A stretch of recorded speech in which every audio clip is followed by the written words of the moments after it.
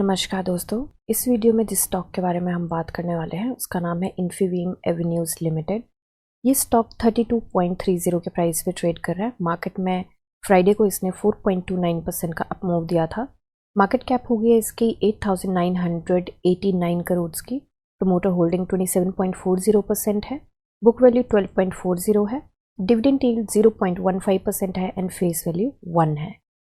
इस वीडियो में हम डिस्कस करने वाले हैं इसके रिजल्ट के बारे में, जो कि बहुत अच्छा आया है। साथ में एक न्यूज़ है, इन्होंने एक कंपनी एक्वायर करी है एंड जो कि इनके बिजनेस के लिए काफ़ी हेल्पफुल रहेगी, तो उसके बारे में बात करेंगे और इसका शेयर पे क्या इफेक्ट पड़ सकता है उसके बारे में।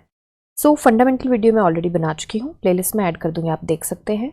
अभी के लिए शॉर्ट में देखें तो ये स्टॉक 50 एंड 200 दोनों DMA से ऊपर ट्रेड कर रहा है, जो कि एक अच्छी बात है। पी रेशो की बात करें तो मीडियन से नीचे है 5 ईयर्स के टाइम स्पेन पे, एंड 1 मंथ पे देखें तो मीडियन से काफ़ी नीचे है, तो ये एक पॉजिटिव पॉइंट है हमारे पास। सेल्स एंड मार्जिन की बात करें तो ग्रॉस प्रॉफिट मार्जिन जो है वो 100 पे इंटैक्ट है and sales quarter on quarter increase हुई थी। इस बार इस क्वार्टर का रिजल्ट काफ़ी अच्छा रहा है, तो क्वार्टर का रिजल्ट एक बार देख लेते हैं हम इसमें। तो यहाँ पे हम देख सकते हैं कि सेल्स क्वार्टर ऑन क्वार्टर जो है इंक्रीज हुई थी एंड प्रीवियस ईयर के सेम क्वार्टर के साथ भी कंपेयर करें तो इंक्रीज हुई है। साथ के साथ इसके जो एक्सपेंसेस थे वो भी उसी के साथ इंक्रीज हुए हैं। एंड जो हमारा ऑपरेटिंग प्रॉफिट था लास्ट टाइम 65 करोड़ था, इस बार 68 करोड़ है and last year same quarter में 49 करोड़ था, तो उसमें काफ़ी अच्छे से जंप देखा गया है। क्वार्टर ऑन क्वार्टर 3 करोड़ का जंप देखा गया है, तो ये एक अच्छी बात है। एंड यहाँ पे OPM देखें तो OPM मेंटेन किया गया है, यहाँ पे 9% ही है। अदर इनकम यहाँ पे बढ़ती हुई दिखाई दी है, डबल से ऊपर की अदर इनकम आई है एंड इंटरेस्ट 1 रहा है। डिप्रिसिएशन इस बार इन्होंने थोड़ी कम डाली है, पिछली बार 18 करोड़ थी, इस बार 17 है। एंड प्रॉफिट बिफोर टैक्स जो रहा है इस बार रहा है 83 करोड़ का, लास्ट टाइम था 62 करोड़ का एंड प्रीवियस ईयर के सेम क्वार्टर में 35 करोड़ का था। सो आफ्टर टैक्स जो रहा है टैक्स स्लैब 16% है इस बार एंड लास्ट टाइम जो है 21% थी, तो टैक्स के बाद जो प्रॉफिट रहा है वो 70 करोड़ का रहा है एंड लास्ट टाइम 49 करोड़ का था, तो ये एक बहुत अच्छा जंप यहाँ पे देखा गया है। एंड प्रीवियस ईयर के सेम क्वार्टर में 25 करोड़ था, तो यहाँ पे डबल से ऊपर का लगभग 3 टाइम्स का जंप देखा गया है यहाँ पे। एंड EPS की बात करें तो last time earning per share 0.18 था, इस बार 0.25 है, तो EPS में भी बहुत अच्छा जंप देखने को मिला है। शेयर होल्डिंग पैटर्न एक बार देख लेते हैं।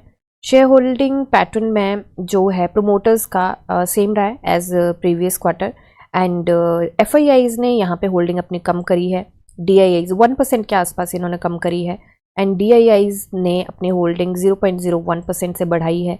जो पब्लिक के पास है पहले था 64.56%, इस बार है 65.48%, तो पब्लिक के पास ज़्यादा आया चंक। जो यहाँ पे FIIs ने सेल किया है वो पब्लिक ने उठाया है यहाँ पे।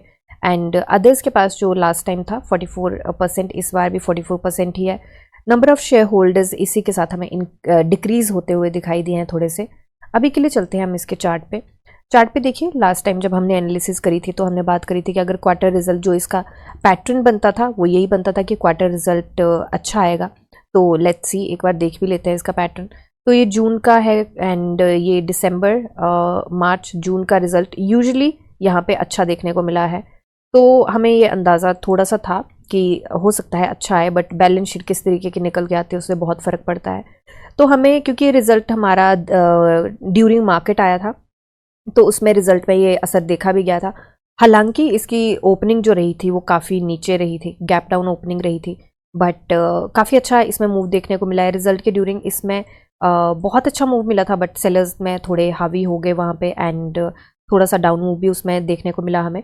अभी के लिए स्टॉक जो ट्रेड कर रहा है वो ये जो हमने बात करी थी कि ये दोनों, ये जो जोन है यहाँ से लेके 32 से लेके 33 के बीच का, ये जो जोन है वो थोड़ा सा ज़्यादा हिकअप वाला है, थोड़ी ज़्यादा स्ट्रॉन्ग रेजिस्टेंस रहेगी। यहाँ पे आप देख सकते हैं काफ़ी सारी कैंडल्स है इसके बीच में, तो कहीं ना कहीं जो अभी स्टॉक है वो उसके बीच में ट्रेड करता हुआ 32.31 की इसने क्लोजिंग दी है एंड उसके बीच स्टॉक ट्रेड कर रहा है। जिस तरीके का वॉल्यूम आया है एंड डिलीवरी वॉल्यूम एक बार हम चेक कर लेते हैं। तो वॉल्यूम की बात करें तो वॉल्यूम जो आया है वो आया है 71.37 मिलियन का, जो कि काफ़ी स्ट्रॉन्ग वॉल्यूम है। 12 मिलियन से 71 मिलियन का वॉल्यूम आया है, बहुत स्ट्रॉन्ग यहाँ पे वॉल्यूम आया है। एंड RSI भी यहाँ पे 40 की रेंज से 60 की रेंज में जाती हुई हमें दिखाई दी है। एक बार हम न्यूज़ पे जाने से पहले एक बार वीकली कैंडल चेक कर लेते हैं, क्योंकि वीक ख़त्म हो चुका है तो थोड़ा सा अंदाज़ा लग जाएगा। तो यस, यहाँ पे स्पिनिंग टॉप बनता हुआ दिखाई दिया है एंड स्टॉक डेफिनेटली बायर्स के हाथ में है यहाँ पे, एंड रिजल्ट बहुत अच्छा है तो मुझे लगता है कि यहाँ से रन भी अच्छे दे सकता है। तो यहाँ पे स्पिनिंग टॉप तो नहीं बोल सकते इसको, बट हैमर भी नहीं बोल सकते, क्योंकि बट यस बुलिश कैंडल ज़रूर है यहाँ पे। एंड यहाँ पे अगर देखें तो ये जो है कहीं ना कहीं इनगल्फिंग कैंडल बनाया है इसने, इसकी बॉडी तो ऊपर रही है सॉलिड, ज़्यादा नीचे विक रही है इसकी। एंड ये वाली जो कैंडल है, जो रेड कैंडल है, रेड कैंडल ग्रीन के बिल्कुल अंदर आई है, तो इनगल्फिंग कैंडल बनाया है इसने एंड उसके बाद ये मूव मिला है, तो बुलिश पैटर्न यहाँ पे ज़रूर बनता हुआ दिखाई दे रहा है। अभी RSI की बात करें तो 54.05 पे है एंड RSI को 40 से 60 की रेंज में जाने के लिए थोड़ा सा हिकअप लगेगा, बट साथ के साथ रिजल्ट बहुत अच्छा आया है एंड डिलीवरी वॉल्यूम अभी हम चेक करेंगे तो उसके अकॉर्डिंग देखते हैं कि क्या इसका हो सकता है। तो ये तो ज़रूर है कि यहाँ पे बाइंग पॉइंट ज़रूर बनता हुआ दिखाई दे रहा है एंड छोटी सी रैली की उम्मीद भी की जा सकती है। तो BSE पे चलते हैं। BSE पे देखिए इसका प्राइस बैंड जो है वो 20% का है एंड न्यूज़ जो आई है, रिजल्ट की न्यूज़ हम डिस्कस कर चुके हैं एंड एक और न्यूज़ आई है, बट उससे पहले हम देख लेते हैं। डिलीवरी वॉल्यूम 38.60 का गया है, इतना स्ट्रॉन्ग डिलीवरी वॉल्यूम नहीं गया है, बट हो सकता है क्योंकि मार्केट के बीच में आया था तो कई बार न्यूज़ देखने में देर हो जाती है, कुछ हो जाता है, तो मुझे लगता है वैसे मंडे को मूव इसका मिल सकता है। तो जो सबसे इम्पॉर्टेंट न्यूज़ है वो है यहाँ पे, जो कि रिजल्ट को भी थोड़ा सा अंडरमाइन कर रही है। तो यहाँ पे न्यूज़ ये है कि इन्होंने ये जो rediff.com है इसको थोड़ा सा हम बड़ा कर लेते हैं। ओके, तो थोड़ा सा छोटा चाहिए। ओके, तो ये आ गया है एंड हमारी ये, तो यहाँ पे न्यूज़ ये है कि rediff.com इंडिया जो है, इंडिया लिमिटेड, वो इनकॉर्पोरेट हुआ था 9 जनवरी 1996 को एंड यहाँ पे इन्होंने ये बाई कर लिया। पहले तो इसका देख लेते हैं कि इसका क्या सिस्टम है। तो इक्विटी शेयर यहाँ पे इसके इतने हैं 13 करोड़ रुपये, सॉरी इक्विटी शेयर तो यहाँ पे हैं 2,69,27,574 इक्विटी शेयर है एंड 5 रुपीज़ ईच पर शेयर का है।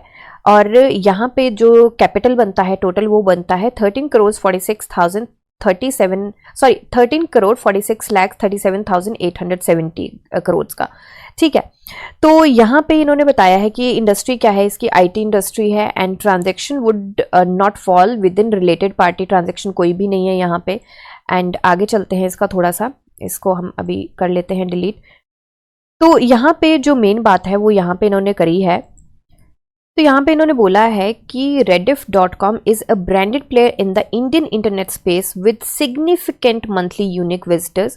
The platform attracts approx 38 million monthly visitors and rank amongst the top 1000 highest traffic sites globally. तो जो ग्लोबली टॉप 1000 जो साइट्स हैं उनके अंडर ये फॉल करता है एंड आपको भी पता है rediff.com में बहुत सारी चीज़ें, बहुत सारे थ्रेड्स एंड एवरीथिंग होता है। तो Rediff Mail is the unlisted by significant number of business primarily in India with over 5,000 company utilizing its service। ठीक है, तो rediff.com आपको पता भी है कि इसकी एक साइट होती है, राइट, जैसे Gmail है वैसे rediff.com भी होता है। तो अभी इन्होंने बोला है कि एक्विजिशन कितने टाइम में ये करेंगे, विद इन 90 डेज, और कैसे करने वाले हैं, ऑन कैश। कॉस्ट क्या है इस एक्विजिशन की जो ये कंपनी एक्वायर कर रहे हैं, वो बनता है हमारा 25 करोड़ बनता है, नॉट एक्सीडिंग 25 करोड़, मतलब 25 करोड़ से नीचे नीचे का है। और ये कितना इनका शेयर होल्डिंग आ रही है, कितना स्टेक आ रहा है, तो नॉट एक्सीडिंग 54.10% स्टेक, तो मतलब 54.10 से ऊपर स्टेक नहीं होगा, इतना रहेगा, ये इससे कम का स्टेक इसका रहेगा। ठीक है, तो आगे एक बार देख लेते हैं इसमें और क्या है। तो बाकी इसका टर्नओवर बताया है यहाँ पे। तो 2022 का जो फाइनेंशियल ईयर है उसमें 38.24 करोड़ का रहा है, 2023 में last to last year 37.25 crore का रहा है एंड ये जो फाइनेंशियल ईयर अभी एंड हुआ है मार्च में उसमें 36.07 करोड़ का रहा है। तो बेसिक तो यहाँ पे ये ज़रूर है कि इसकी अब सब्सिडरी कंपनी बन जाएगी India, I am so sorry ये बहुत गलत लग गया। तो यहाँ पे इसकी सब्सिडरी कंपनी बन जाएगी, the target company would become subsidiary of Infibeam avenues limited. तो ये एक बहुत अच्छी न्यूज़ है एंड मुझे लगता है कि इसका असर ज़रूर हमें देखने को मिलेगा। यहाँ पे एक और चीज़ है, the company would also provide an interest bearing loan of a sum not exceeding 25 crores on an arm's length basis and as per the term agreed upon to be used for business purposes. तो यहाँ पे ये थोड़ा सा इसके 25 करोड़ के loan के लिए भी बात कर रहे हैं, इंटरेस्ट बेयरिंग लोन जो ये अग्री कर रहे हैं 25 नॉट एक्सीडिंग 25 करोड़, 25 करोड़ से नीचे नीचे का ही इनका उसका प्लान है कि उसके ऊपर टर्म्स जो भी इनकी अग्री करी हैं टर्म्स एंड कंडीशंस पे उसके अकॉर्डिंग ये उसको भी अग्री किए हैं। एंड बाकी तो इसके रिजल्ट की ही बात है आगे, तो वो हम डिस्कस कर चुके हैं अभी के लिए। तो बेसिकली अगर बात करें, एक बार चेक कर लेते हैं कि ये जो इसके एक्विजिशन की न्यूज़ थी वो किस टाइम आई थी, सो दैट हमें थोड़ा सा आइडिया मिले कि इसका फ़र्क हमें देखने को मिला है या नहीं। तो ये हमारी आ गई थी मार्केट के टाइम में ही, जब मार्केट लाइव थी उसी के टाइम पे आ गई थी 1-1:30 बजे के आसपास।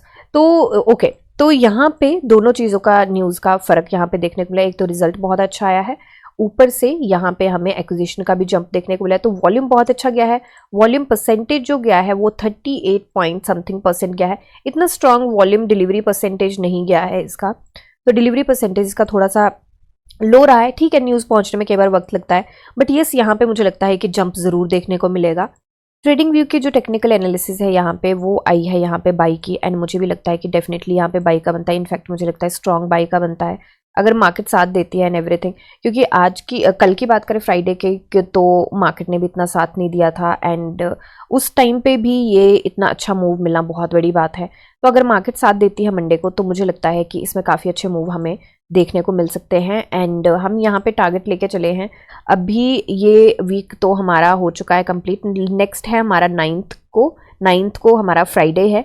तो फ्राइडे तक के मैं यहाँ पे टारगेट लेके चली हूँ, एंड मुझे लगता है कि अगर इसको सस्टेन कर जाता है, जो कि मुझे लगता है कर भी सकता है, क्योंकि जिस तरीके के न्यूज़ है एंड दोनों न्यूज़ बहुत अच्छी है, एक तो रिजल्ट की एंड एक्विजिशन की, तो मुझे लगता है कि ये स्टॉक हमें फ्राइडे तक, यहाँ तक 9th तक मुझे लगता है यहाँ पे 36 के आसपास देखने को मिल सकता है। एंड 12% के हम यहाँ पे टारगेट लेके चले हैं, और इसका अगर हम प्राइस बैंड देखें तो इसका प्राइस बैंड यहाँ पे 20% का है।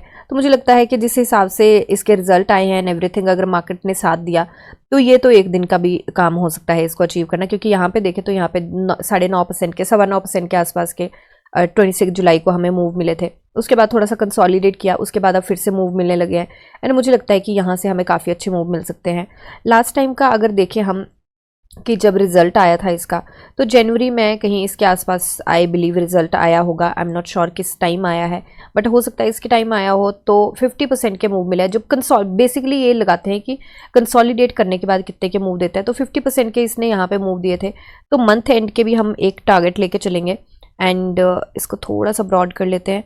तो मंथ एंड के हम टारगेट लेके चले, तो यहाँ से अगर हम 50% के टारगेट लेके चलें तो 50% के तो यहाँ पे हमें दिखा रहा है 50 के आसपास के, बट हम एक काम करते हैं, हम 40% के टारगेट लेके चलते हैं, यहाँ ही तक के टारगेट लेके चलते हैं जो इसका पुराना हाई है मंथ एंड के। एंड उसको अचीव करने के लिए हमें 32% के मूव की ज़रूरत है, एंड जो हमारा टारगेट प्राइस बनता है वो 42-43 बनता है। तो मुझे लगता है इसको अचीव करना इजी भी रहेगा। और ये टारगेट मैं 31% के इसलिए लेके चली हूँ क्योंकि इसने यहाँ से मूव भी दिया है हमें, तो बेसिकली 40% के ही टारगेट हो जाते हैं, क्योंकि थोड़ा सा मूव हमें मिल भी चुका है। तो यहाँ पे 32% के टारगेट की हम बात कर रहे हैं, एंड ये बात कर रहे हैं हम अगस्त के एंड की, ठीक है। और ये जो है वो 1 वीक के हम टारगेट लेके चले हैं। अब लेट्स सी क्या होता है। एंड इस वीक में तो कोई छुट्टी नहीं है, 15 अगस्त की हमारी छुट्टी रहेगी। तो यहाँ पे यस एंट्री पॉइंट मुझे लगता है बनता है, एंड टारगेट भी हम लेके चले हैं। रेस्ट ये सिर्फ मेरी एनालिसिस है, कोई बाई सेल होल्ड की रिकमेंडेशन बिल्कुल भी नहीं है। तो आप अपनी एनालिसिस कीजिए, जानिए समझिए, पढ़िए और फिर इन्वेस्ट करिए। मिलते हैं नेक्स्ट वीडियो में, तब तक के लिए शुक्रिया एंड हैप्पी इन्वेस्टिंग।